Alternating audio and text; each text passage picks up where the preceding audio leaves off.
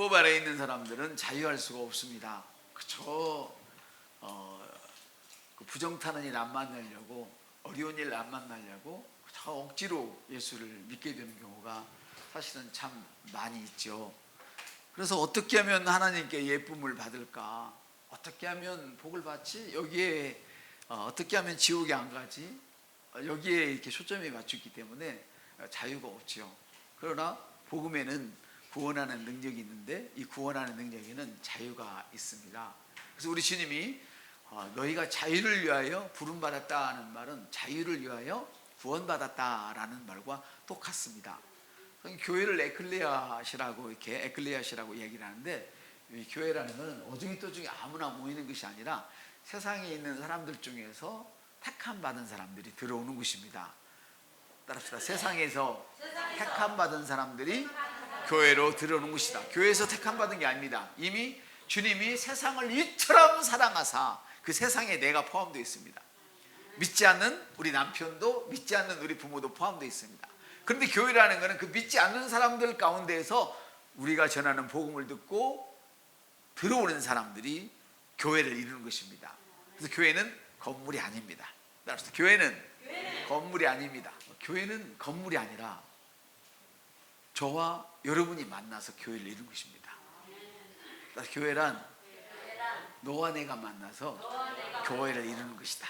그래서 교회는 언제부터 시작됐냐면, 사실은 그 신학부터 뭡니까 성령 강림 이후부터 그때부터 시작되었다고 하지만, 성경을 보면 성령의 교회는 그때 시작되었지만 이미 주님은 광야 시대 때부터 교회를 만드셨습니다. 함께 같이 이동하도록 하셨어요.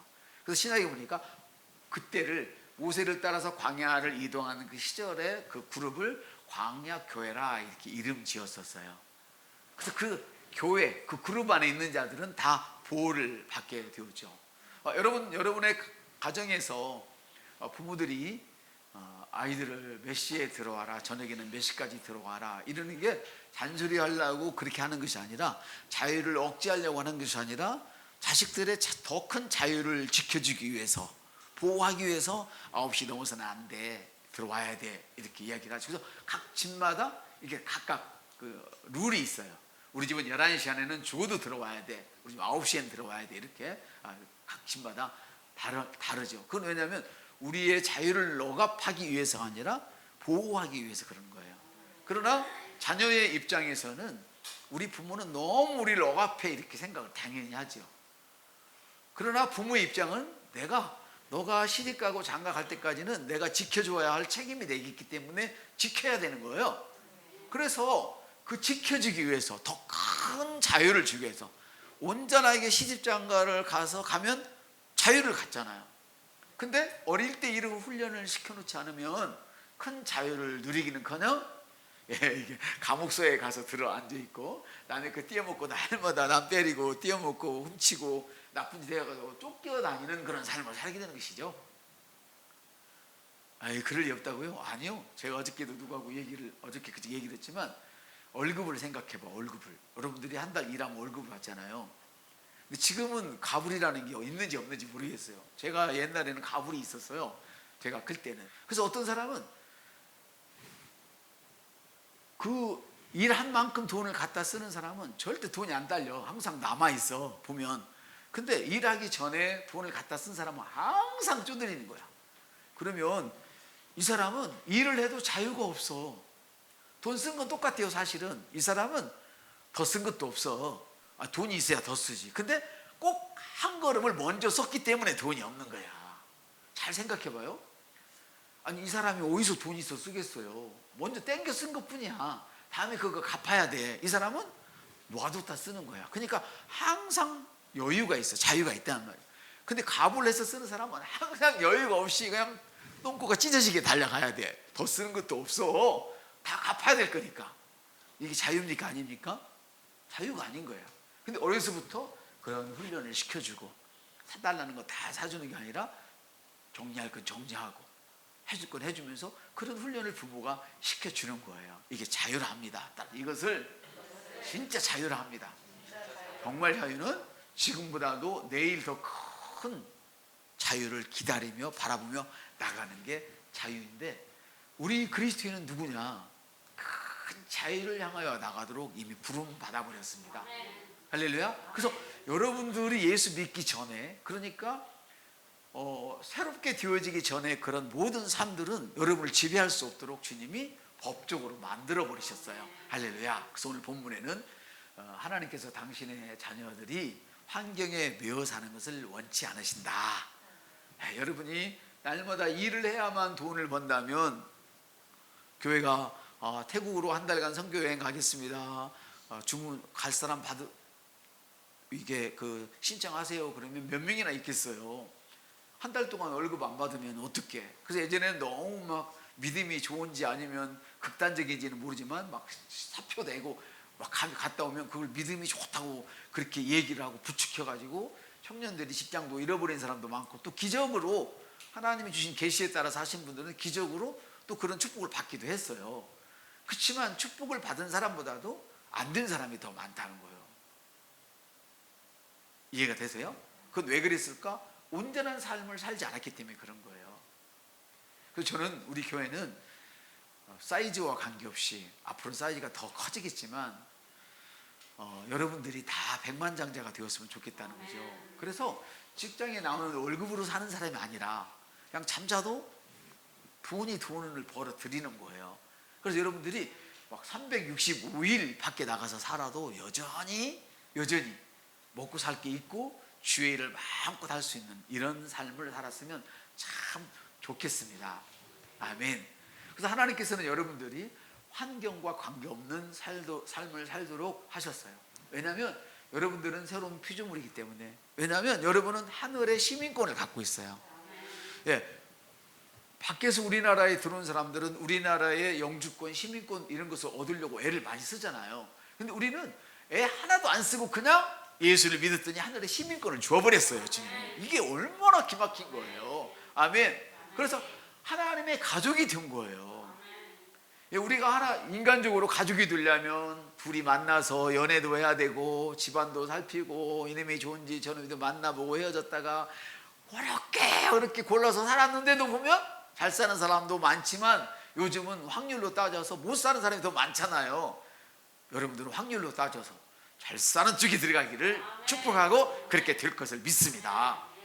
근데 우리는 이미 하나님의 가족이 되었기 때문에 이제 아픔이나 질병이나 소름이나 연약함이나 이런 것에 매여 살아서는 안 되는 거예요. 그래서 둘이 여러분들의 연약함을 통하여 복이 오는 자들을 만드는 거예요. 그래서 오늘부터는 여러분들이 나 자신의 연약함에 대해서 절대로 주눅들도 사지 마세요. 따라서 나 자신의 연약함에 대하여 주눅들어 살지 마세요. 어떤 사람은 초등학교도 안 나왔는데도 큰 소리 빵빵 치고 살아요. 근데 어떤 사람은 대학원을 나왔는데도 또 공부를 또 하면서 하는 게 나쁘다는 뜻이 아니에요. 왜 하냐면 자기가 연약하다고 생각을 해서 남하고 비교를 해서 자꾸만 뭔가 더 하고 싶은 거예요. 여러분, 비교하면 안 돼. 절대 비교하지 마세요. 그래서 여러분의 남편을 이야기할 때도 저 집 신랑은 저런데 하고 비교하지 말고, 아내를 이야기할 때도 저 집 옆집의 아줌마는 저런데 하고 비교하시면 안 돼. 비교의 대상은 어제의 나와 오늘의 나만 비교하는 거예요. 따라서 비교의 대상은 어저께의 나와 오늘의 나만 비교해라. 하나님은 이것만 알아가셔요. 사람은 섬김의 대상이지 비교의 대상이나 억누를 대상이 아니란 말이에요. 비교는 왜 해야 되느냐? 내가 얼마나 발전했는지를 보는 거예요.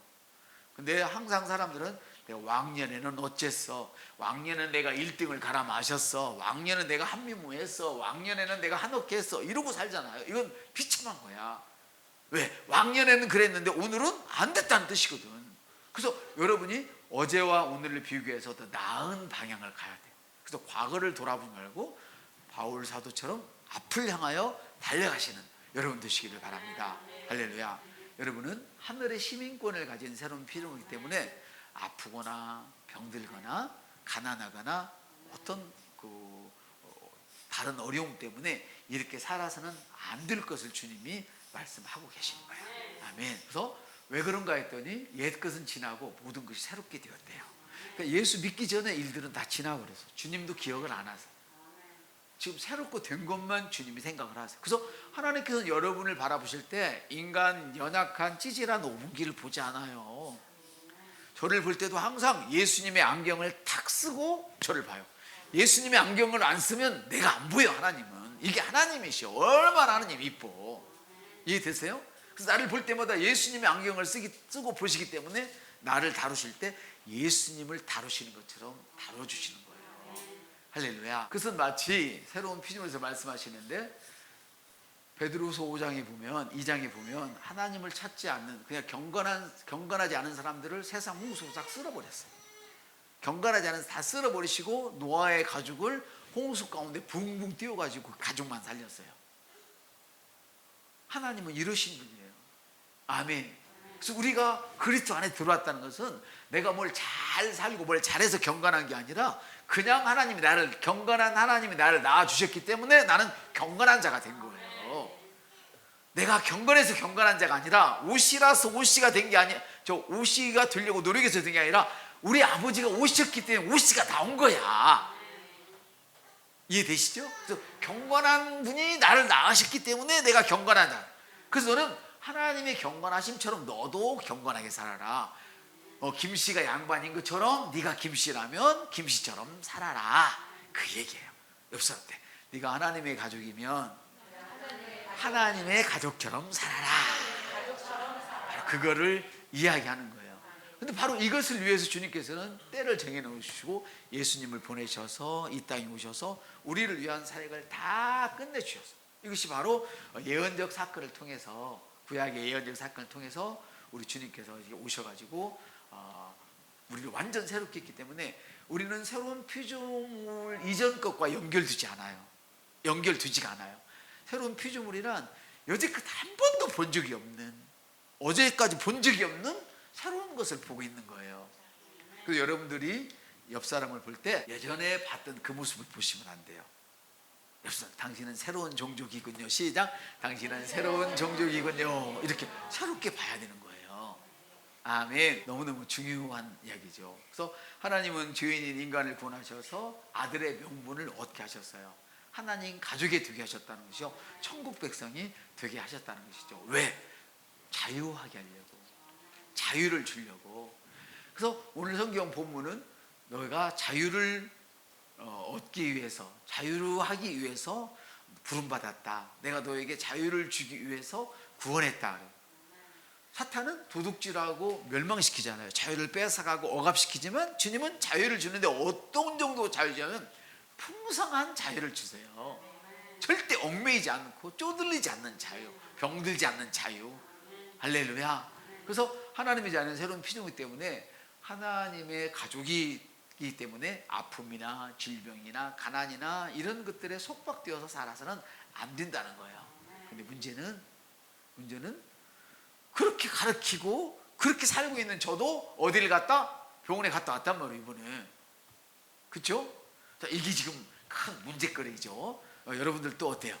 그럼에도 불구하고 우리가 병원 세를 질 수밖에 없는 이런 일들이 있었다는 거예요. 그래서 오늘 말씀이 너무 중요한데, 너희가 참 자유리라 그랬어요. 아들이 자유롭게 하면 너희들이 참 자유로워진다. 예수 그리스도가 자유롭게 하면이라고 그랬어요. 이미 우리는 자유롭게 되었어요. 아멘. 근데 자유롭게 된 부분이 어느 부분이냐? 한번 따라합시다. 사람은 영이며 혼을 가지고 있고 몸 안에 살고 있습니다. 그래서 영은 완전히 100% 자유를 가졌어요. 그런데 혼이 아직 어떻게 됐어요? 혼이 변하지 않은 거예요. 자, 우리가 결혼을 한다고 합시다. 예를 들어서. 그러면 결혼해서 법적으로 완전히 하나가 되었어요. 맞아요, 들려요. 부부는 하나니까. 근데 싸워. 하나가 되었는데 자꾸 싸워. 안 맞아가지고. 왜? 아직 A라는 남자는 A의 문화 속에서 살았고, B라는 남자는 여자는 B라는 문화권에 살았기 때문에 마주치면 이게 잘 안 되는 거야. 맞춰가야 되는 거야. 이게 뭐야? 혼이란 말이에요. 지난날과 우리는 아무 관계가 없는데 혼은 아직 변하지 않아서 예전에 예수를 믿어도 특별한 일이 없는 한은 담배 피우는 사람은 계속 피우고, 술 먹는 사람은 계속 술 먹고, 아침 늦잠 자는 사람은 계속 아침 늦잠 자고, 게으른 사람도 계속 게을러요, 이게. 근데 자꾸 영으로, 영이 뭐예요? 말씀이잖아요. 말씀으로 나를 변화시켜가. 나중에 보면 부부가 딱 봐도 내가 볼 때는 안 닮은데 남들이 볼 때 부부라고 안 하고 혹시 온우예요? 이렇게 얘기를 하는 거예요. 이렇게 닮아버리는 거예요. 아멘? 이게 영적인 세계에서 이 일이 일어나고 있는 거예요. 할렐루야. 그래서 예수님은 모든 사람에게 누구나 자유케 되는 축복을 주셨어요. 그래서 이것을 받아들이는 사람은 누구나 자유하고, 죄에서 자유하고, 질병에서 자유하고, 재정에서 자유하고, 모든 환경에서 자유할 수 있는 것이죠. 아멘. 왜 그러냐면 그 자유는 어디 속에 있느냐면 은혜 안에 있기 때문에 그래요. 은혜와 진리, 예수는 다 똑같은 얘기야. 우리가 단어가 다르고 이게 해석이 다르지, 은혜가 진리이고 진리가 은혜이고 예수님은 진리이고 예수님은 은혜이고 그렇단 말이에요. 그래서 우리는 따지지 말고 다 은혜가 진리고 진리가 은혜고 예수가 은혜고 예수가 진리고, 그래서 은혜 안에 있기 때문에 자유로워. 성경을 보면 진리가 너희를 자유케 하리라, 은혜 안에 있기 때문에 자유롭다, 똑같은 말이란 말이에요. 아멘. 그래서 은혜 안에 있는 사람은 죄가 그 사람을 지배할 수가 없어요. 그래서 자유할 수밖에 없어. 그래서 은혜라고 하는 예수, 진리라고 하는 그 예수 안에 머물러 있어야 되는데, 그 머물러 있는 방법이 1번은 뭐예요? 그리스도 몸이란 말이에요. 딱 그리스도의 몸. 예. 자, 그래서 봐요. 은혜가 떠나버린 곳에, 진리가 떠나버린 곳에서는, 그 예수님을 떠나버린 곳에는 참 자유가 없어요. 누가복음 13장에 15장에 탕자가 어마어마한 자유를 가지고 사실 살았잖아요. 부잣집 막내 아들이니까 얼마나 자유롭겠어요. 또 아버지가 달라니까 또 다 줘, 그거를. 그때 돈을 달라고 한다는 것은요, 그냥 돈 얘기가 아니에요. 아버지의 명예, 아버지의 지위를 철저히 가지고 가버린 거예요. 역사적인 배경을 보면 그 당시에 아버지가 죽기 전에 재산을 나눠줬다는 것은 자기의 명예도 포기하고 모든 걸 포기해버린 상태야. 이해되세요? 지금처럼 이렇게 그런 게 아니라니까. 그렇게 자유로운 아들이 아까 9시까지 들어와야 되니까, 엄마 싫어, 나는 11시까지 들어와야 돼. 그래도 9시까지 들어와, 나 집 나갈래, 내 것 줘, 내 목 주고 나갔잖아요. 그리고 다 망해버렸어. 돼지밥을 먹을래 해도 발로 차버려. 그것도 못 먹게. 이 돼지보다 못한 놈아, 돼지밥을 네가 왜 먹어? 그러고 쥐업 열매로 배를 채울래도 주는 사람이 없었더라 그랬잖아요. 쥐업 열매가 돼지밥이거든요. 그러니까 어떻게 다시 돌아왔어요. 그러니까 참 자유가 기다리고 있어. 참 자유가 있는 곳에는 하나님의 의가 있고, 하나님의 오름이란 말이에요. 그 오름 속에 뭐가 있었어요? 하나님의 풍요가 있는 거예요. 하나님의 풍요가. 참 자유 안에는 풍요가 있어요. 풍요가 없이 나는 참 자유를 누른다, 거짓말하지 말아요. 재정 고백 좀 하세요. 질병이 있는데 거기 참 자유가 있어. 아니에요, 거짓말이에요. 치유 고백을 하세요. 좀 속이지 말고. 전도하다 보면 그러잖아요. 아픈 사람 만나면 꼭 하나님이 나를 때린다고. 하나님이 그런 분이 아니에요. 나를 고치기 위해서 당신의 아들을 갈기갈기 찢어서 지옥까지 보낸 분이 내가 말 조금 안 듣는다고 훈련시킨다고 나를 때려요? 그런 분이 아니라니까. 하나님은 십자가에서 모든 것 희루라기나 걸치지 않고 내가 너를 위해 이렇게 가난해졌다고 말씀하신 그분이 나를 철들게 하려고 돈을 뺏어가고 멍들게 해요? 아니라니까. 내가 사탄에게 영의 틈을 냈기 때문에 내가 잘못해서 그런 것이지 하나님이 그런 게 아니란 말이에요. 근데 하나님은 너무 감사하게 그런 속에서도 깨닫게 하셔서 돌아오게 하시고 선을 이루게 하시는 분이 하나님이니 우리가 소망이죠. 그렇지만 우리가 다 망가졌을지라도 다시 아버지 품에 돌아왔더니 참 자유를 얻게 된 것이죠. 온갖 풍성한 것들이 기다리고 있는 것이죠. 할렐루야. 그 성경은 요한복음 8장에 보니까 같이 한번 읽을까요? 시작. 진리를 알지니 진리가 너희를 자유롭게 해요. 그러니까 예수님을 알지 못하면 자유가 없어요. 나는 예수님을 아는데요, 예수님 나를 구원하셨는데요, 여기까지만 아는 분들이 있죠. 이거는 그리스도의 도의 초보 단계죠. 구원받는 자리까지만 이뤄간 것이죠. 자, 예수님은 누구십니까? 말씀이 육신이 되어 오신 분이시잖아요. 말씀이 바로 예수님이시라면 내가 예수 이름이 내게 있다는 것은 말씀이 내게 있다는 거예요. 내가 예수 이름을 사용한다는 것은 내가 말씀을 사용한다는 것을 의미하는 거예요. 내가 말씀을 사용하는 것과 예수님이 내게 있고 내가 예수님을 믿고 하는 것은 같은 거예요. 이게 예수님이 내게 있다면 나는 말씀을 사용하는 사람이 돼야 돼. 말씀이 내게 있고 내가 그것을 사용하는 사람이 돼야 되는 거예요. 여러분, 예수님을 믿지 않는 자는 정죄에 빠지는데요, 두 가지 개념이 있습니다. 하나는 예수님을 정말로 세상이 구원해 주시냐 믿지 않는 사람이 있고, 하나는 예수님이 나를 구원하신 줄 압니다. 그렇지만 예수님의 기적과 이사를 나는 믿지 않습니다. 이런 사람이 있어요. 이건 믿지 않는 거예요. 그 사람은 예수님의 이름을 갖고 있지 않는 사람이란 말이에요. 이해되십니까? 그래서 예수님을 알지 못하면 자유를 누릴 수가 없어요. 그 예수님이 누굽니까? 진리잖아요. 말씀이잖아요. 그래서 내가 치유가 필요하다면 치유에 관한 말씀을 알고 있어야 돼. 주님이 말씀을 보내어서 나를 치유하신다. 하나님의 말씀은 약이다. 주님이 채찍에 맞음으로 나는 남을 입었다. 저도 이런 정도는 알고 있어야 된다는 것이죠. 재물에 대해서 얘기하면 너무 쉬운 구절 있잖아요.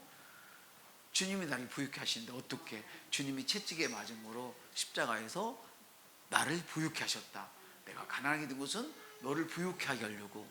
내가 왜 부자가 됩니까? 선한 사업에 힘쓰도록. 9장 8절에 이해되시죠? 이렇게 말씀에 대한 것들이 있어야 돼요. 그래서 우리가 예수님을 알지 못하면 자유를 누릴 수가 없는 거예요. 말씀을 알지 못하면 자유를 누릴 수가 없다. 은혜를 알지 못하면 자유를 누릴 수 없다. 진리를 알지 못하면 자유를 누릴 수 없다. 똑같은 말이라는 것이죠. 자, 왜 은혜를 알지 못하면 자유가 없어? 진리를 알지 못하면 자유가 없어? 예수를 알지 못하면 자유가 없어? 시작! 그가 우리를 흑암의 권세에서 건져내서 그의 사랑의 아들의 나라로 옮겼다. 어떤 사람이 봉사가 있습니다. 근데 봉사 티를 안 내려고 늘 안대를 쓰고 다닙니다. 그냥 눈 없는 티를 안 내려고 안대를 쓰고 다녀요. 까만 안대를 쓰고 다녀요. 근데 이 사람이 어느 날 나왔어요. 그냥 나왔는데 너 다 나왔어. 근데 자기는 안 믿어. 그럼 안대를 벗을 필요가 있을까요? 벗지 않을까요? 안 벗지. 자기는 계속 깜깜한지 알고 그 속에 그냥 사는 거야. 눈 감고. 그렇죠? 그건 어리석은 것이지. 우리 주님이 우리를 흑암의 권세에서 건져냈어요. 흑암의 권세란 뭐냐면 죄의 힘이 나를 향하여 힘쓰지 못하도록 건져버렸어요. 질병이 나를 해할 때 질병의 힘에서 나를 건져버렸어요. 죄정의 힘에서 건졌어. 근데 문제는 목사님도 병원 시세를 졌다는 거야.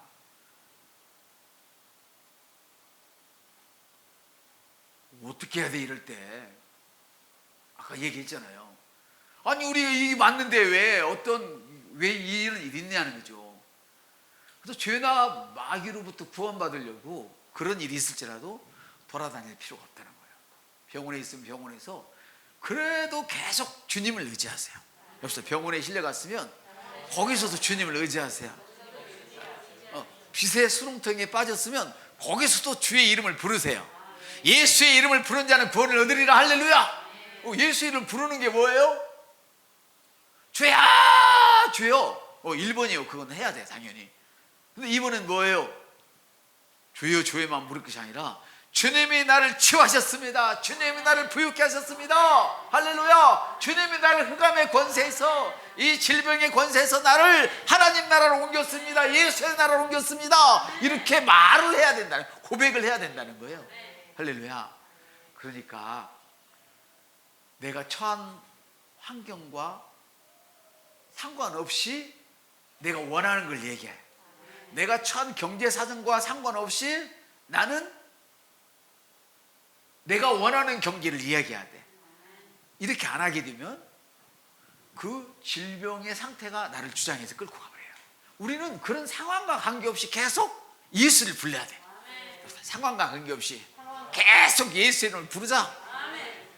이렇게 기적이 생기는 거예요. 그래서 여러분의 처한 환경이나 경제 사정이 여러분을 끌고 가지 못하도록 여러분들이 거기서 딱 그 겐세이를 넣는 거예요. 사단 앞에 딱 서서 나는 하나님의 가족이야. 이놈아 해봐. 나는 하나님의 가족이야. 미아리 눈물 고개를 철사줄로 엄지손가락 뚱뚱 엄지손가락 묶으면 못 벗어나거든요. 묶여가지고 끌려가면서도 뭐 해야 돼? 나는 하나님의 가족이야. 이래야 된다니까. 이해되세요? 지금 암 구기가 왔어. 구기가 있는데 구기 메스를 대고 있어서 지금 뭡니까 마취가 가물가물할지라도 그냥 나는 하나님의 가족이야. 주님 어디 계십니까? 주님 여기 계십니다. 해야 된다니까. 정신줄 놓을 때까지. 그래야 마취 뗄 때도 주님 어디 계시냐? 주님 여기 계십니다 한다니까요. 이래 하시길 바랍니다. 여러분이 영이 먼저 나는 영이며 혼을 가지고 있고 몸 안에 살고 영이 먼저 완전하게 해방이 되었으니까 이제 혼을 해방시켜야 되는 거예요. 영은 완전하단 말이에요. 그래서 혼을 해방시켜요. 여러분의 생각, 마인드 이걸 다 해방시키는 거예요. 그래서 여러분의 혼이 해방되기 전까지는 세상도 안 움직여. 물질도 안 움직여. 질병도 안 움직여. 여러분이 해방이 되면 그때부터 움직이기 시작해. 그래서 여러분이 해야 할 것은 나는 여기서 해방되었다. 나는 질병에서 자유하다. 나는 재정에서 자유하다. 나는 이 더러운 습관에서 자유하다. 이렇게 해야 된단 말이에요. 아멘. 그래서 예수 이름으로 일어나서 여러분의 유업을 누려야 되는 거예요. 유업이 뭐예요? 주님이 나를 어떤 사람이라 말하십니까? 주님이 내게 무엇이 있다고 말합니까? 무엇을 할 수 있다고 말합니까? 내가 가지고 있는 것, 할 수 있는 것이 주님이 주신 유업이야. 1000명이 내 왼쪽에서 10,000명이 내 오른쪽에서 넘어져도 너는 말짱하다니까. 그러면 그런 줄 아는 거야 그냥. 아멘. 오늘 내가 가다가 화살을 맞았어도 맞아서 실려가면서도 그냥 나는 말짱해. 이게 정상이야. 정상을 선포하는 거예요. 네 말이 내 귀에 들린 대로 내가 그대로 행하리라. 네가 한 말을 의심하지 않고 그대로 믿으면 그대로 되리라. 똑같은 말씀들이죠. 그러므로 여러분 절대로 환경에 굴복하는 감각적인 말을 여러분의 입술에 담지 마세요. 오늘 여러분 말씀이 실제 하셨나요? 하셨으면 생각나죠? 여러분의 입술에 믿음의 말을 담으시기를 바랍니다. 감각적인 말 하지 마세요. 아멘? 믿음의 언어를 자꾸만 쏟아내야 되는 거예요. 자, 한번 같이 읽겠습니다. 시작. 그리스도께서 우리를 자유롭게 하려고 자유를 주셨으니 그러므로 굳건히 서서 다시 종의 멍에를 매지 말라. 이 말은 뭐냐면 우리는 이미 자유하게 되었지만 내가 굳건하지 못할 때, 내 혼이 굳건하지 못할 때, 하나님 말씀으로 내가 변화되지 않았을 때 다시 나는 가난의 속으로 들어가야 되고, 부모가 물려준 가난의 세계로 들어가야 되고, 환경이 물려준 질병의 세계로 나는 다시 돌아가야 된다. 그러나 거기 들어있던 사람들이라 할지라도 내 입술에 믿음의 언어를 달고 살게 되면 그것이 나오게 된다. 이것이 바로 뭐예요? 아까 우리가 함께 성경 읽었던 그가 나를 흑암의 권세에서 건져내셔서 그 사랑의 아들의 나라로 옮겨놓으셨다는 겁니다. 오늘 이 말씀이 저와 여러분에게 큰 축복을 주어서 이번 주에 큰 간증을 안고 다음 주에 또 만나도록 하겠습니다.